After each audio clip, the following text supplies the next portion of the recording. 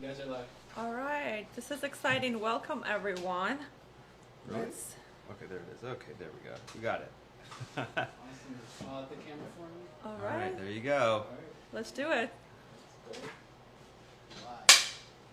All right, guys, welcome. So we're excited to do our live. I'm Nurse Yalda, and we have Dr. Christopher Chang here. So please go ahead, introduce yourself. Thanks very much. I'm very excited to be here and spend some time with your followers and some of our own followers and get into some of the aesthetic things that we both do and be happy to answer some questions. So thanks to Nurse Yalda, who's here in Arlington, Virginia, and runs the Rejuvenation Clinic. All right, so Dr. Christopher Chang, he's a plastic surgeon, DC, Virginia area. I have the pleasure of knowing him for the past 2 years. Probably And- pre-pandemic. Yeah, pre-pandemic relationship. Yeah, that's strong. Then that counts a lot. He's wonderful. Very humble to know him, and a lot of my actually patients knows you and they love your work. So I think because of my patients, I was like, we should definitely do our live with Dr. Chang. So here we are. Definitely going to cover some of the questions you guys have. Feel free just to let us know what are the things that you're interested to know. We're going to cover a lot of non-surgical and obviously surgical questions that you guys have. So one of the topic that we're going to talk about is rhinoplasty. Based on my own experience, I am Iranian, and rhinoplasty is it's actually #1 surgery in Iran. Believe it or not, I even Googled it, and I typed which country is the #1 country when it comes to rhinoplasty, and Iranian. We do get rhinoplasty even if our nose is perfect. So myself, I had a rhinoplasty, and I love the result. I think it's such a beautiful enhancement, make you look more like softer, friendlier. And Dr. Chang, he's the expert when it comes to rhinoplasty. So tell us a little bit about, patients that they're interested, that who is the right candidate, who's not the right candidate, and then also combination with who will be the right candidate to do non-surgical rhinoplasty.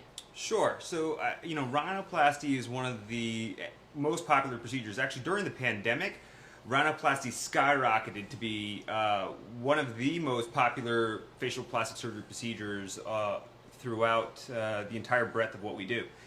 And I think part of that is because people have been spending a lot of time looking at themselves on Zoom meetings, and yeah. right, and selfies and Instagram and things like that, and doing selfies. But now that you can cover up with a mask for a little while, maybe a little bruising and a little cast isn't so bad, or even recovering from home while you're remote working. As you were saying, internationally, rhinoplasty has a lot of different implications. In our Middle Eastern patients, which we have a lot of here in the DC area, rhinoplasty is almost a rite of passage. Many people in the Middle East, in Europe, in Jewish culture, a lot of them have had rhinoplasties, and it's sort of like, oh, my mother's had a rhinoplasty, my brother had a rhinoplasty, my sister had a rhinoplasty. So it's super duper common depending on where you come from. That's true. So, and the other thing that we see a lot of here in our areas, because we have many different ethnicities, is a lot of differences in rhinoplasty. We have a lot of African American, Hispanic, and Asian rhinoplasties, which are all very different because everybody's anatomy, their skin is different. Just like in the injecting and skincare world, we have to balance those things out in the surgical world. So nowhere, more than in the nose, where each millimeter counts. You have to take those things under consideration, what's ethnically appropriate and what's anatomically possible based on your genetics. So those things affect surgery, of course. Someone is asking, what is your recommendation for someone who wants to have a rhinoplasty, but also they have difficulty breathing, and what are your suggestions for that? Yeah, so the nose, in my opinion, has to look good, but also work well. And anybody who addresses one side without addressing the others, kind of, neglecting the other half of the equation. So you have to take a look and be formally evaluated and evaluate your breathing. And when we do a rhinoplasty, we have to make sure we correct it.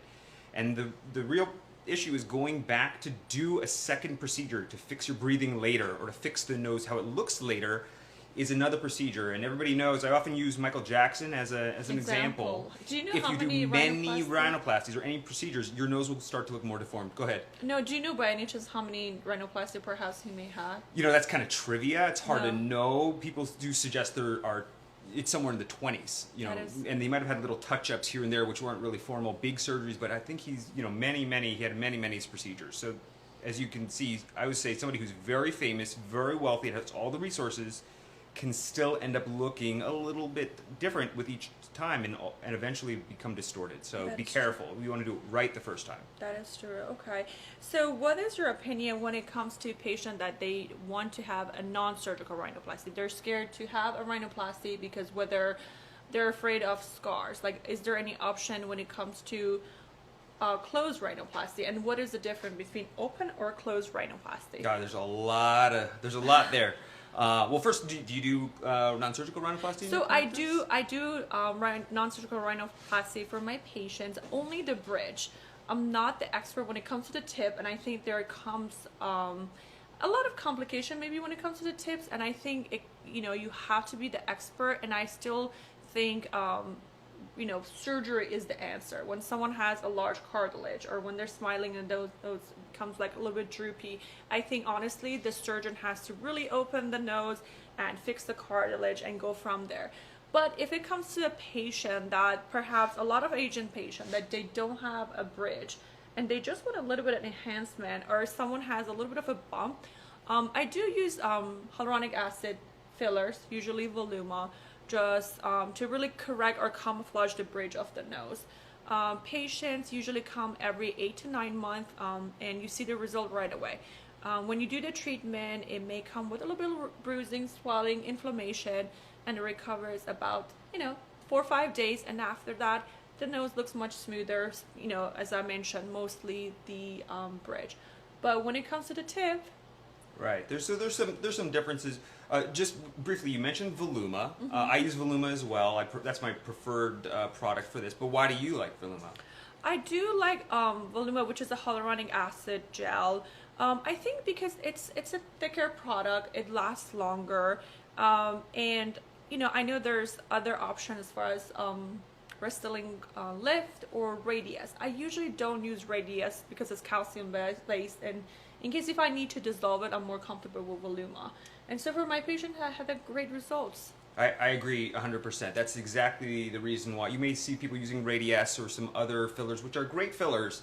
But in the nose, again, we were talking about how little of a change can make a big difference. And so if you dislike it for any reason, the hyaluronic acid fillers do give you the control that you can dissolve it. Absolutely. And if you decide you're going to go for surgery, you don't have to wait for 2 years or so before you can really consider that, before we see what your natural nose looks like. So that's why. For someone who has had a non-surgical rhinoplasty, for instance, they had some hyaluronic acid injected, when do you think will be the appropriate time to come and have their surgery if they decided to go ahead and move forward with the surgery? Yeah, so I've had many patients that are like that. I would say that it's important that we dissolve the filler before we take a look at and analyze your nose. We have to sort of see where you naturally are going to be, because the whole point of getting the non-surgical rhinoplasty is to fix what you don't like about your nose. If we can't really see that clearly when we get in for surgery, it's hard to make that determination. So we have to dissolve it or wait for it to get reabsorbed and wait for the body to break it down. So it's one of those two things. That's why HA fillers are good. You can dissolve them and give maybe a couple rounds beforehand. That's true. So, and then can you go ahead and cover briefly the difference between open or closed rhinoplasty? Yeah. Especially for patients that they create scars or keloid and they're concerned about permanent scarring when it comes to open rhinoplasty. Right. So the first thing is that the scarring for an open rhinoplasty is approximately 5 millimeters, 4 or 5 millimeters. It's just this bridge. That's the scar difference, the little bridge right there. So for those of you who are out there who are worried about it, have you ever seen anybody with an ugly scar in this area? The answer is probably no, because I haven't seen anybody like that with a bad scar from other surgeons or in my own patients. This heals extremely well. Even if you've had a history of keloids, if you're Asian, African American, Hispanic, have darker complexion skin, it heals extremely well. Now, what are the advantages? I say you can do a closed rhinoplasty, but that would be like kind of trying to change your oil and in your car without lifting up the hood. You kind of like sneak through the crack on the side, feel around for the oil gauge and pull it out. versus pop open the hood, you see everything, you clear it all out, make sure you're manipulating things properly. So open rhinoplasty is very, very popular because it gives you a lot of control, and you want the surgeon to have control. That makes So- sense. So I am a victim of having a closed rhinoplasty, my first surgery. And then I would say victim, but I just wish I was more educated about it. And then my second surgery was definitely open rhinoplasty, and it's definitely more successful, more results. I didn't even know that. That wasn't a seated answer, so that's great. Yeah, so guys, no, seriously, if you're interested for, again, our topic at this point is the rhinoplasty.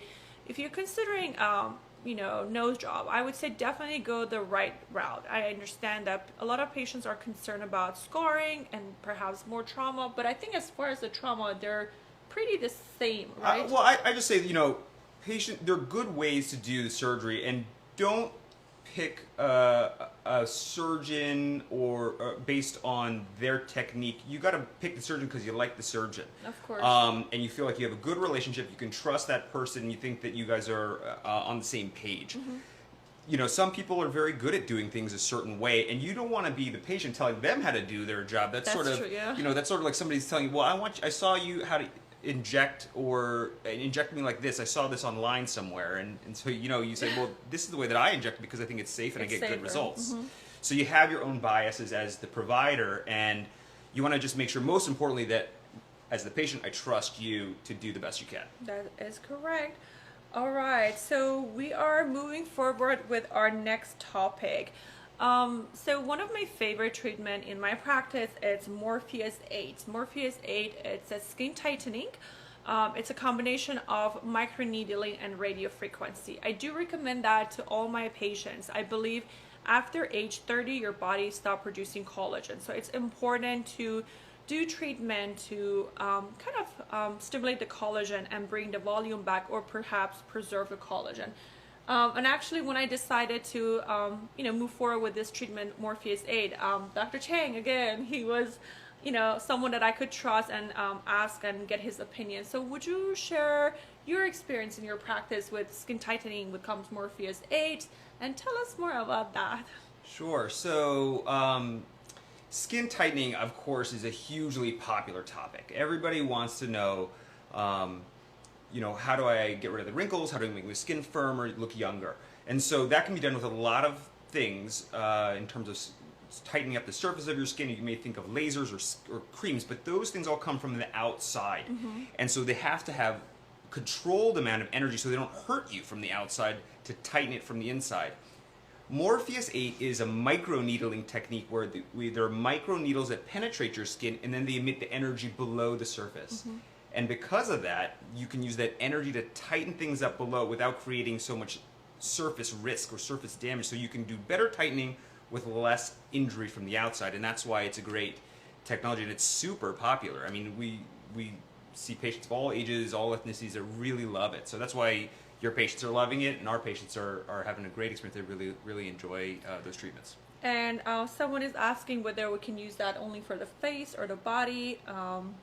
We've had people doing it all over, have people doing it over their knee and thigh area, have people doing it in their abdomen and other areas of the body too. It's primarily a facial treatment is kind of how it began, and it's most popular. And the skin is thinner a little bit on your face than it would be on your back or your body, so the penetration isn't as deep. But as soon as they come out with a new tip and handpiece, I'm sure they'll have a little deeper penetrating tip. So For sure.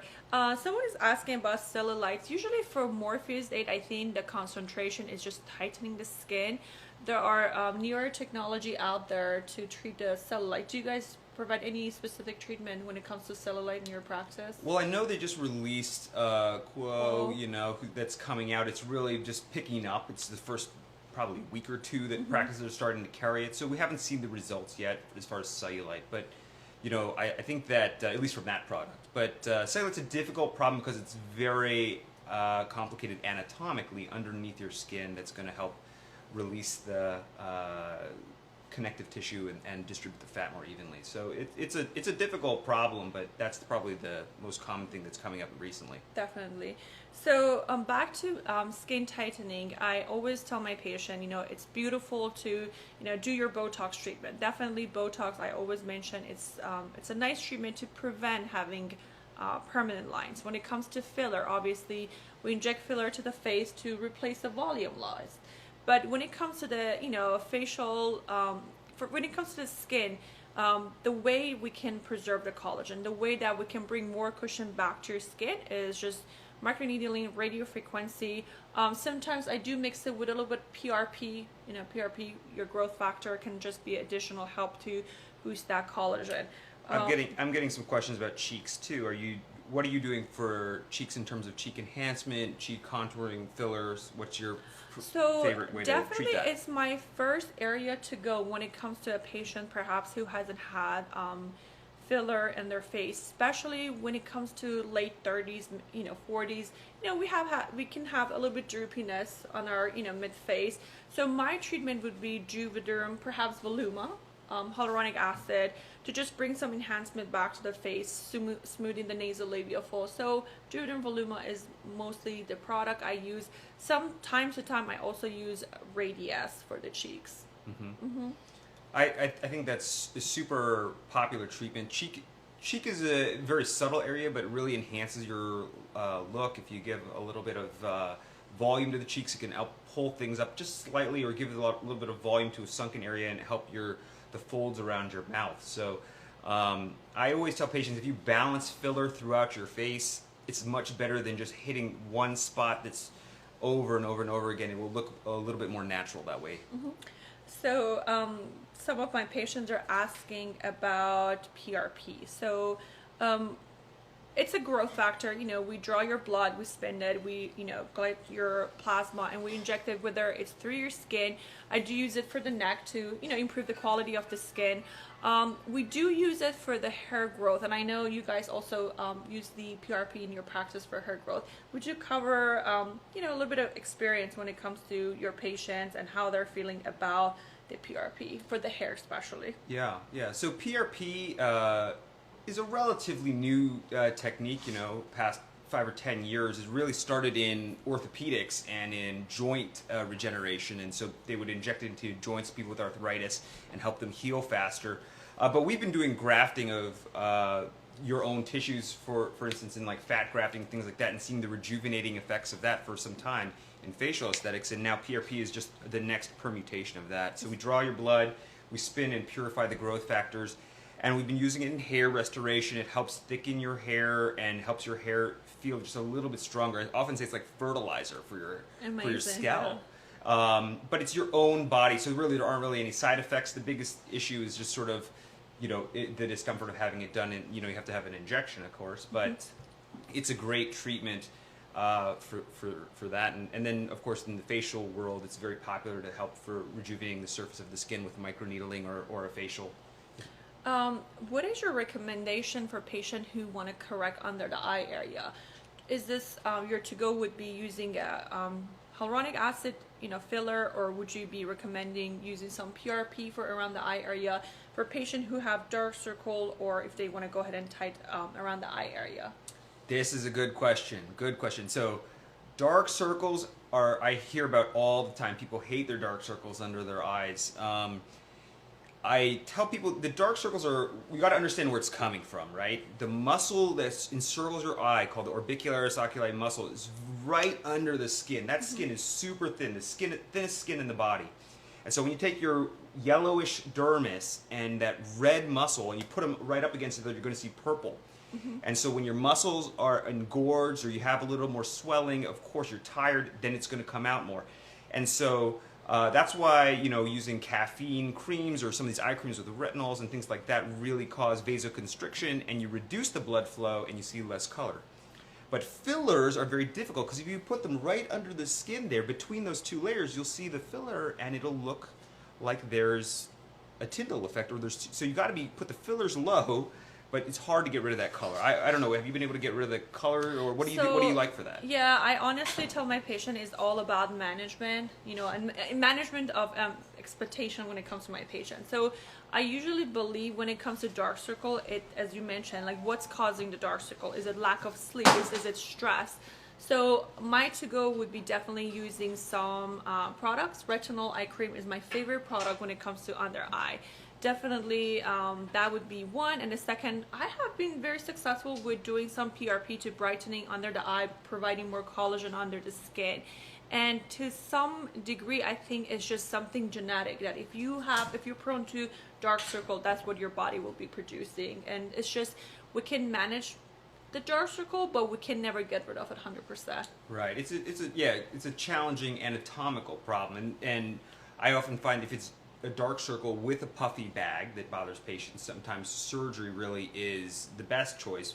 But a lot of people are scared of surgery, so we end up going through fillers. But you got to kind of control your expectations. I always say the filler is a camouflage strategy. It's not going to fix the anatomy. So you can try it to kind of soften the look of the eye bags or soften the look of the tear trough, but it's not going to eliminate it completely unless you correct the anatomy. All right. So, and then what are patients are asking, what are your recommendations when it comes to collagen supplement? Oral collagen supplements? Oral collagen supplements. Oral collagen supplements, just like anything supplementation that you get from GNC or nutrition store, they're not really, they're more naturopathic, homeopathic treatments. There's no particular, evidence that they work, but I don't think they hurt necessarily. I think sometimes they're pretty good for your joints and other things, but for your skin, it's kind of difficult to say. Your skin's always renewing itself. I don't think there's much downside necessarily to it, so it can only help. And sometimes that's what that's what you need to do, is just throw everything at it if you really want to keep it in good shape. Does your patient has any questions? Yeah, well, I was going to say, so I have a couple questions Please. About. And do you you guys ever can go ahead, do feel any free to let me know if they Botox have any for or masseter or teeth grinding or facial slimming? So definitely one of my favorite treatments will be treating TMJ. The patient has large lower face, using some neuromodulator, Botox, any toxin, to shrink the muscle a little bit. I mean, myself, I do clinch at night. I do wear night guards. But after, receiving Botox injection, I have noticed that not only my face is more contour, but also I don't have that pain that when I wake up in the morning. So I do love the treatments. I do it for my patients, and I love it as far as cosmetic look, and I love it as far as that it has decreased the pain. Usually I start a patient with the, lower, higher units, like usually 20 each side or 30 units of Botox each side. And then I repeat this treatment a couple times, and then patients see a huge improvement, and perhaps every 6 months, every 4 months, we repeat the treatment just to maintain the look and also keep the muscle relaxed, so to prevent having any pain or clenching and all that. Yeah, for those of you who don't know about this, if you clench your teeth in the back, you'll feel this muscle here just by your jaw really flex. And some people have a lot of pain and tension in the side of their head, especially when they're stressed or at night and they have bite issues. So it can give you some headaches, be quite uncomfortable, and also can make your face look a bit square. And so actually I saw somebody today who's been very regular and good about her Botox to the masseter treatments, and she's definitely, I was sort of seeing how much definition she's getting because it's really softened her look. So it's not only a functional but also a good cosmetic treatment if you feel that your face is a little wider. That is correct. Right. Relating back to the topic of Morpheus 8, we do have a question about, do I need to keep up with my Morpheus 8 treatment, and how many sessions are recommended? I usually recommend about minimum 3 sessions. Maybe each session could be about 2 months apart. And after the 3rd session, obviously the patient will notice a huge improvement. The patient's skin will become more tighter, and just like anything else, I always tell I use this example that it's like doing push-ups. If you stop, everything goes back the way they used to. So there's always a maintenance requirement. We're not stopping the aging process. We're all aging every day, which is, there's so many reasons that, we age. Our body, external factor, internal factor, our hormonal change, stress from outside, everything that can relate to aging, it's happening. We're not stopping all of that. However, by just, doing maintenance every 8 months, every 9 months, we can, preserve that collagen. And I think maintenance it's a requirement. So what are your thoughts on that, Dr. Chang? Yeah, I think that's totally right. We usually set people up for a package of 3. You've got to have some sort of maintenance, and the reason for that is for almost all of the skin treatments, your skin is always turning over. You know, you're always exfoliating, the top layer of skin is coming off, and the younger skin is renewing. Whereas the tighter, firmer, more hydrated skin, it's below. So as it keeps coming through, you're going to have to keep up with it, and that's with any skincare regimen, any skin tightening procedures, or anything like that. So we think that's a good expectation for probably 3 sessions, about a month apart or so, minimum. All right. Any other question? Are you?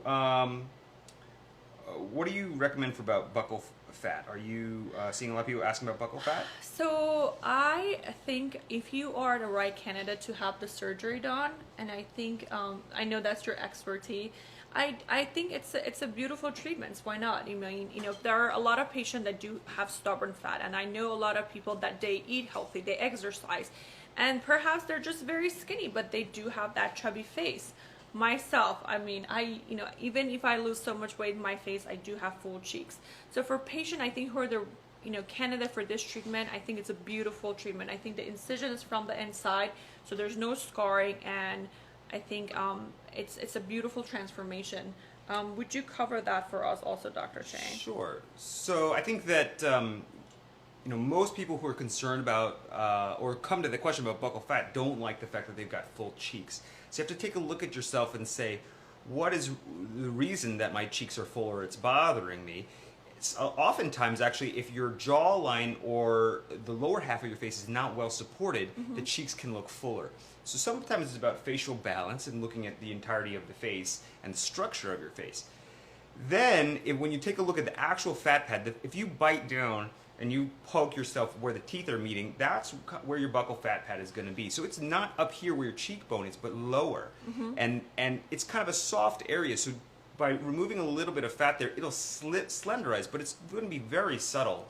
It's not behind any bone or structure. So it's a much more subtle treatment than you might think. So it's good if you're looking for a subtle improvement. The incision is totally hidden inside your mouth. It's very, very fast, 45 minutes or so in the office, and minimal downtime, but the expectation's got to be set right that it's going to help you slender out conservatively, not a dramatic change. Who do you think would not be a right candidate for this treatment?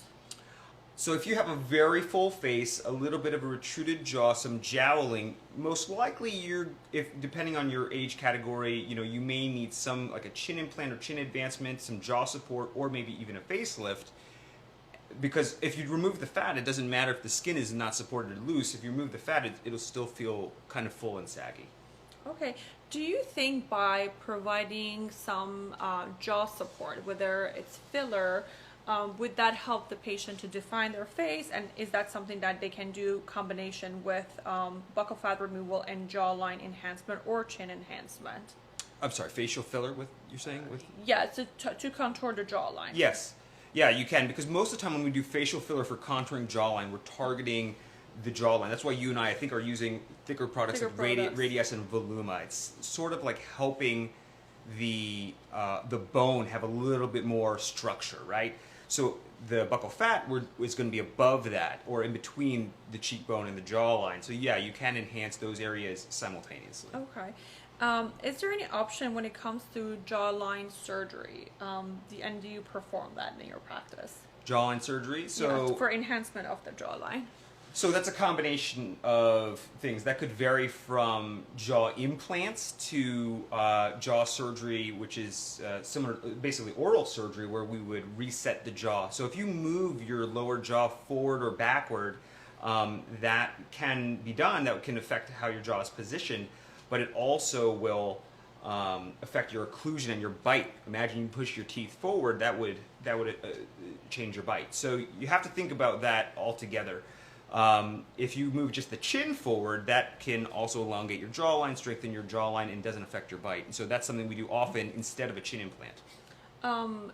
If someone needs a chin implant, is that something that it goes from the outside, it's from the inside the mouth?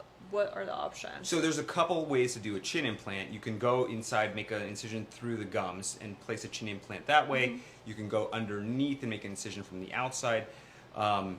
there's pros and cons to both, but as we were saying before with the rhinoplasty, you have to kind of trust the surgeon and the doctor that you're working with, that they're going to make a decision and weigh those pros and cons that's going to be in your best interest.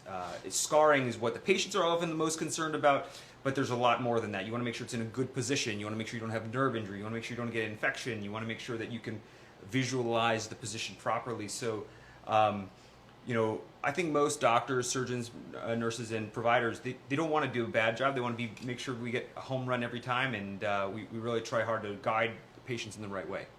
So I think some of the patients are asking about the downtime. I believe with any surgery, obviously, it does come with downtime. Everyone's body is different.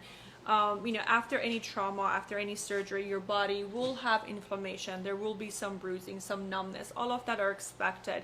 And of course, there are ways that you can manage your recovery. I always tell my patients, when it comes to, you know, injection or when it comes to surgery, one of the products that you could use before your treatment would be arnica. It will help to prevent you from having bruise or inflammation. And there are little things you can do, perhaps not taking any aspirin or blood thinner or coffee or alcohol, that you can stop 2-3 days before your treatments. But obviously, any, you know, treatment, whether it's surgical or non-surgical, it does come with downtime. Like, of course, everyone's body is different, but you know, a lot of patients are asking about, you know, does it come with downtime? Obviously, you know. And then of course, when it comes to surgery, perhaps downtime is much longer, but it's manageable. It's usually 2 or 3 weeks when it comes to I think the severe inflammation. And then it depends on the procedure, obviously, and downtime is a very descriptive term. It could be anything from, you know, I don't feel good enough to walk outside, or it could be I'm just a little embarrassed and I don't want to be seen by my friends and family, but I could still get online and work remotely and do everything, you know, the next day. So it just sort of depends. It's a spectrum, you know, what we really call downtime. But you know, just like with injections, right? So what are your injections where you tell people, oh, there's not really going to be any downtime? Can you think of, you know, stuff that's super easy that you think people could go back to work like the same day?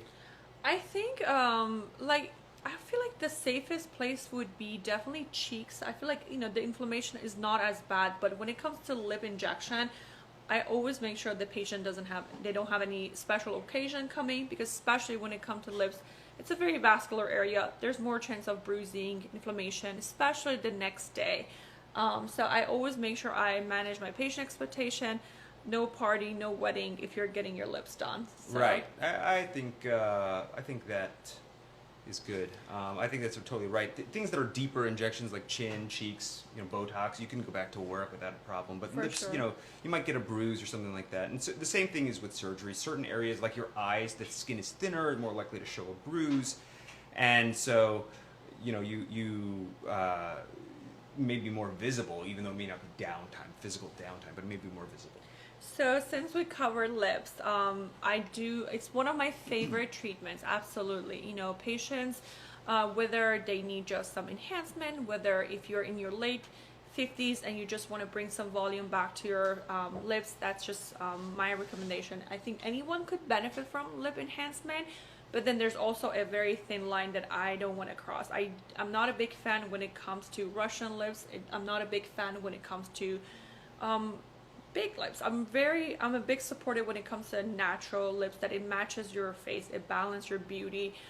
In my opinion, you do want to have lips that it matches your nose. You want to make sure your lips matches your eyes, but at the same time, you want to keep that balance. And unfortunately, sometimes, you know, by just looking in the mirror every day, you may get used to, you know, the size of your lips. You may not realize that, you know, the lips are a perfect size, and some patients that they come and they want for more and more. So I think there is a place that, you know, it's good to say no to patients. And as far as, you know, lip treatment, one of my recent favorite fillers been Kiss. What is your experience with that, Dr. Chang? Yeah, so Kiss is from the Restylane brand, Restylane family of fillers. It's a great filler. It's really very soft, natural. I always tell people, you know, tell me your goals first, and I'll help guide you as to which filler you should pick. Because if you want very big change and a lot of volume, we've got to pick something that's got a higher amount of the hyaluronic acid in it. It's a little bit thicker filler. Mm-hmm. If you're a little bit more afraid, you want just hydration, and you don't want to have much bigger lips. Or just like voluma. Oh, I'm sorry, velour or volbella. Velour or volbella, exactly. A lighter thing. And you may say, oh, listen, I don't see that much change, but that's better for that particular patient. So it just sort of depends what you're looking for. And so it's better so you describe what your goals are. Absolutely. Do you guys provide Russian lips in your practice, or are you? Yeah, so for those who don't know, the Russian lip sort of description is just a certain technique that is popularized a lot on Instagram, social media by Russian injectors, but it's a technique that many injectors use. In fact, it's actually an older technique, I think, of this fencing, where you do vertical threads of lifting the lip. We use all of the combinations of different techniques to try to achieve the aesthetic that we're looking for. So if you need the height, we'll do some fencing in there. We don't do it every time. And the other thing I'll tell you is that when you're looking online, you know, sometimes some of these photos are crazy doctored, or they're exaggerated, or they're literally just in the moment. So you know, some of the most extreme pictures are just that. They're very extreme, and if it's too good to be true, don't believe it. Yeah, that is really the fact. One other thing that actually today I did have a patient that she did have beautiful lips. I think she really didn't need enhancement, but she really wanted to decrease the size between her lips and her nose. And some of the patients, especially after having rhinoplasty, I think because the surgeon cut the nose and they lift the nose, it increases the size of their lips and their nose. So I think to decrease that size, one, obviously by providing some lifting through the fencing technique, as you mentioned, through lip filler. But one other thing I do, and I think it's a very simple treatment, by injecting 3 units of Botox, just it helps to relax the lip and it provides a little bit of a lift. I know patients have an option of doing a surgery and have lip lift. Would you cover that for us a little bit? Sure. So as you get older, a lot of things change, right? You get a little bit looser, everything comes down a little bit more. But one of the things that you'll see in an aging face is that there's more length between the nose and the lip. And so you see, not only do you lose volume here and things kind of roll inward, but this length gets long. So oftentimes you may be genetically predisposed to that, or you may have aging related changes, but we can shorten that up by doing a lip lift. You'll see examples of the bullhorn lip lift or things like that to shorten that distance and to give a little bit more roll to the lip. To see a little bit more redness of the lip and more height. And so in some people that looks great. You got to make sure that you measure that out properly. You balance in how much teeth you're going to see. You don't want to be looking at, you know, too much tooth show, because that can look imbalanced too. That is correct. Do you guys do Botox, and what are your thoughts about doing some Botox injection to give them a lip lift? Yeah, sometimes we'll do a little Botox lip lift just above the white roll there. I think that it's, you know, again, a very subtle result because you're relying on the muscles to relax enough to pull them upward. So that is not as dramatic as filler, but it's easy, it's quick, there's not as much downtime. And so if you are going to an event, you know, the next night, you're not going to see the results right away, but you know, you won't have any downtime. It's less likely you're going to get bruising because it's not in the skin of the lip, vermilion of the lip. And one other thing also with the lip lift, when we inject it, it also helps to prevent you from having smoker lines. Even patients that they don't smoke, but just from the motion through around the mouth, by injecting the Botox, it will relax that muscle, so you will get the lift, but it also prevents you from having permanent lines, treating the smoker lines. So basically you're killing 2 birds with 1 stone. Do you often do consults and treatments in the same day, or do you have patients come back? Yeah, no, if, you know, obviously if we do have the time, I mean, I don't like to rush my patients. So obviously, if we do have the time, we do the consultation first, especially my first time patient. We take a little bit more time, but then as we get to know them, then, you know, we do the treatment on the same day. And then I get a question about the opposite problem of a gummy smile. How do you treat your patients that are pulling up too much? Botox, just by relaxing the muscle that it pulls the lip upward, by injecting 2 units of Botox, usually each side the corner of the nose, to relax the lip a little bit, so it will prevent it from. Do you combine that with filler sometimes to give a little more height there to kind of help cover the tooth show? Yeah. Piriform. That's you know, a little bit of volume on there. Yeah, we do the same thing. So I think that's a very popular treatment to kind of relax for the gummy smile. So. All right. It is giveaway time. So Dr. Chang, you are first up. I'm gonna have you select a number between 1 through 20, and you can go ahead and provide me that number. All right, 15. Okay, for 15, this will be the giveaway winner for 20 units of Botox. All right, 20 units of Botox coming It's in. going to be Kendall Jennings. Oh, with an M. All right. Great. Yoo-hoo. Alright. thanks, Kendall. Alright, for 20 units of Botox. Kendall, you won 20 units of Botox. Congratulations. We'll see you soon. I'm going to make sure we hit you up for an Absolutely. appointment. Alright, one last number, Dr. Chang. 7. 1 through 20, number 7. Alright, so this giveaway winner is going to win 1 syringe of Jupiter. It's going to be Miss Lily in Neutrals. Oh, Lily and Neutrals. All right. You come in for some Jupiter, and I guess you got this. Don't worry about the exercise. We'll get it to. Alright, congratulations. For Nurse She was asking if it was Yala, going to metabolize. Oh, okay. We're going to pick a number between 1 through 25. Go ahead and select your number. 18. Alright, for number 18, you have one syringe of Jupiter, and it's going to be Crispy Sunshine.